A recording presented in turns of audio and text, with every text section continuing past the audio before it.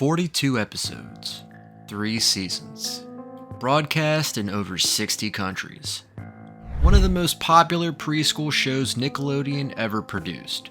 And then it was pulled off the air with no finale, no explanation, and no trace of what happened to the people who made it. What most people do not realize is that Hao Kai-Lan wasn't just a cartoon. It was a behavioral program, and the evidence was hiding in plain sight. Part 1 of this investigation covered the emotional suppression engine, how the show taught children to bury negative emotions on command. If you haven't watched that yet, it's linked. But what Part 1 didn't cover is the method behind the machine. Who built it? Why was it designed the way it was? And what happened when someone finally pulled the plug? In children's television, shows don't just end. They get finales. They get wrap-up movies.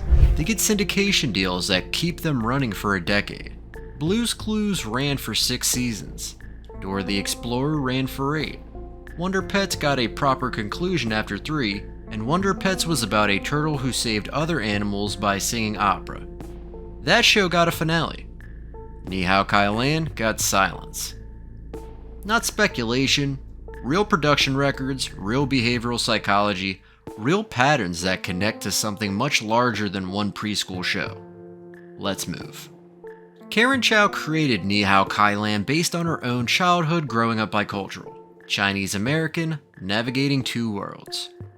The show was developed with a team of cultural consultants. It was Nickelodeon's first preschool series to feature Mandarin-language education. It aired on Nick Jr. in the United States and on international Nick Jr. channels in over 60 territories.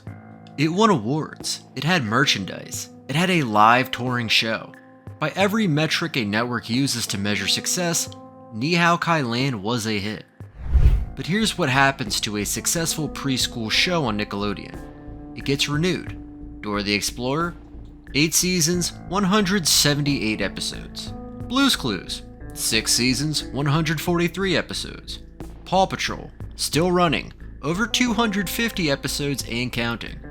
Hao Kai-Lan, 42 episodes, 3 seasons, then nothing. The official line is that the show simply ran its course. Production wrapped. Everyone moved on. But here's what actually happened after the wrap. Karen Chow never created another television series. The production company that animated the show, Harrington's Productions, effectively dissolved. Most of the voice actors disappeared into minor roles or left the industry entirely. A global preschool phenomenon vanished, and if you search for interviews about why, you will find almost nothing. Someone sat in a room and decided that a show broadcasting in 60 countries, winning awards and generating merchandise revenue was finished after 42 episodes, and nobody has ever explained that decision on the record. Here's where things get clinical. In every episode of Hao Kai-Lan, the main character turns directly to the camera, asks a question, and pauses. The pause is precise, 3 to 4 seconds. Then she affirms the answer and continues. The child watching learns very quickly. When the character looks at me, I speak. When I speak correctly, the show moves forward. When I don't, the silence remains. That is not a teaching technique, that is operant conditioning. The same mechanism used to train laboratory animals. Stimulus, response, reinforcement. Kai-Lan asks, the child answers. Kai-Lan validates. The show continues. The reward is not knowledge. The reward is continuation of the entertainment. Compare this to Dora the Explorer. Dora asks questions, but the format is chaotic. She accepts multiple attempts, waits inconsistently, and often moves on regardless of the child's response. Blue's Clues uses genuine pause time. Steve or Joe thinks out loud, and the child's response is secondary to the host's own reasoning process. Kai-Lan is different. Kai-Lan waits for exactly long enough for a child to respond, then affirms whatever the child said. The child cannot be wrong. The show always validates. And when a child is always validated by an authority figure who makes direct eye contact with them, something specific happens in their brain. And this is where it gets darker. What What most people do not realize is that sustained direct eye contact from an authority figure is one of the most powerful compliance tools in developmental psychology. When an adult locks eyes with a child and gives it instruction, the child's compliance rate increases dramatically. This is documented across decades of research. Hao Kai-Lan deploys this technique more aggressively than any other preschool show of its era. Kai-Lan does not glance at the camera. She locks on and holds.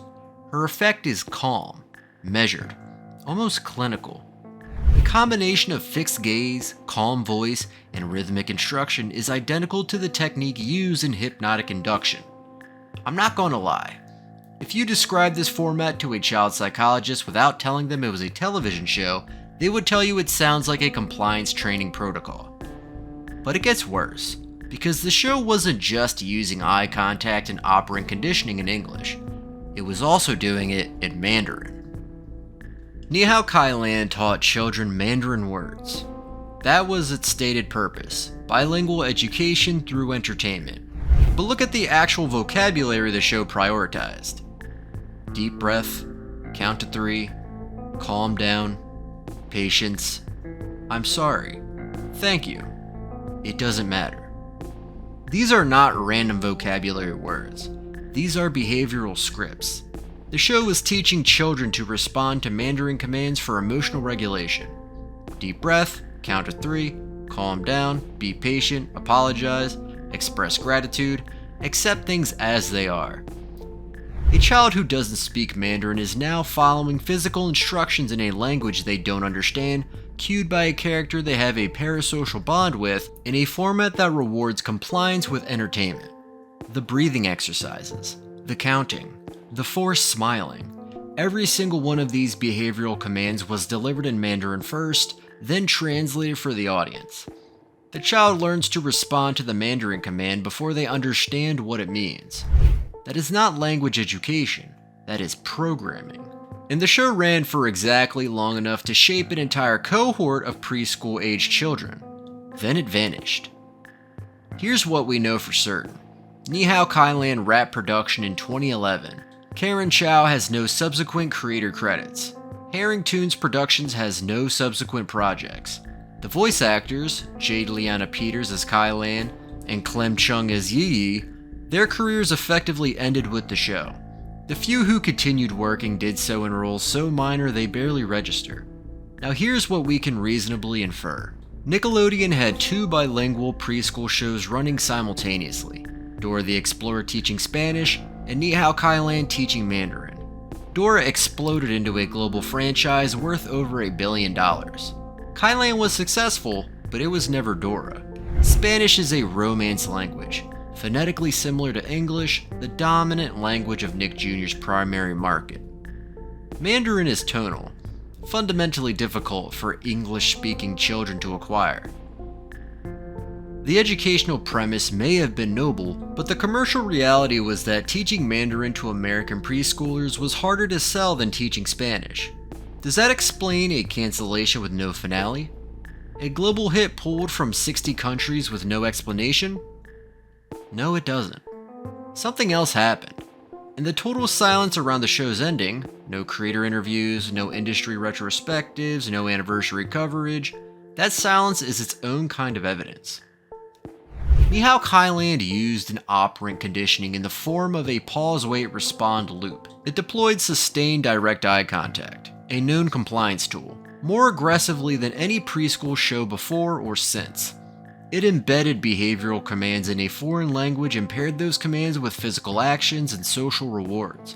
And it ran for 42 episodes across 3 seasons before being terminated with no explanation and no finale. Not speculation. The footage exists. The behavioral psychology exists. The production records, what little of them survive, confirm the timeline.